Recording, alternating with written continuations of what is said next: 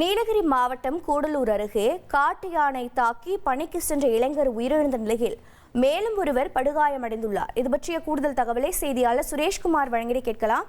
சுரேஷ்குமார், வணக்கம். இந்த சம்பவத்தின் மீது வனத்துறையினர் என்ன நடவடிக்கை எடுத்திருக்கிறார்கள்? தற்போது அங்கு பொதுமக்களின் அச்சம் என்னவாக இருக்கிறது? மேலும் தகவல்களை பதிவு பண்ணுங்க.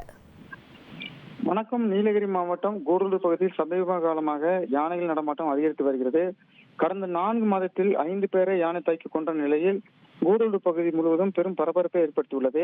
இந்த நிலையில் இன்று காலை கூடலூர் அடுத்துள்ள ஓவலி பேரூராட்சிக்கு உட்பட்ட பெரியார் நகர் பகுதியை சேர்ந்த சம்சுதீன் வயது 38 மற்றும் அவரது நண்பர் செல்லத்துறை இருவரும் அங்குள்ள தனியார் தேயிலை தோட்டத்திற்கு பணிக்காக இருசக்கர வாகனத்தில் சென்றனர். அப்போது சாலை ஓரத்தில் நின்றிருந்த ஒற்றையை காட்டு யானை இருவரும் தாக்கியது.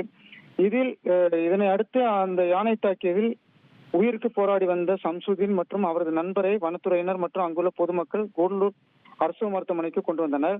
அப்போது மருத்துவர்கள் தீவிர சிகிச்சை அளிக்கும் போது சம்சுதீன் பரிதாபமாக உயிரிழந்தார். காயமடைந்த செல்லத்துறை தற்பொழுது உயர் சிகிச்சைக்காக கேரளா மருத்துவமனைக்கு கொண்டு செல்லப்பட்டார். கூடலூர் பகுதியில் கடந்த 4 மாதத்தில் 5 பேர் யானை தாக்கி இருந்த நிலையில் ஓவலி பகுதியில் மட்டும் இந்த மாதத்தில் 2 மாதத்தில் யானை தாக்கி 2 பேர் இருந்து குறிப்பிடத்தக்கது.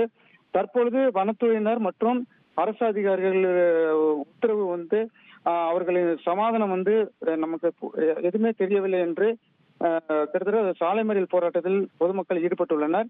குறிப்பாக கூடலூரிலிருந்து உதகை செல்லக்கூடிய சாலையில் 20க்கும் மேற்பட்ட பொதுமக்கள் மற்றும் அங்குள்ள மக்கள் போராட்டத்தில் ஈடுபட்டு வருகின்றனர். தகவல்களுக்கு நன்றி சுரேஷ்குமார்.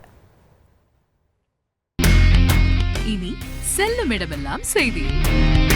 தந்தை டிவியின் வாட்ஸ்அப் சேனலை ஃபாலோ பண்ணினா செல்லருக்கும் இடமெல்லாம் செய்தி. இதோ QR கோட், இப்பவே ஸ்கேன் பண்ணுங்க, ஃபாலோ பண்ணுங்க.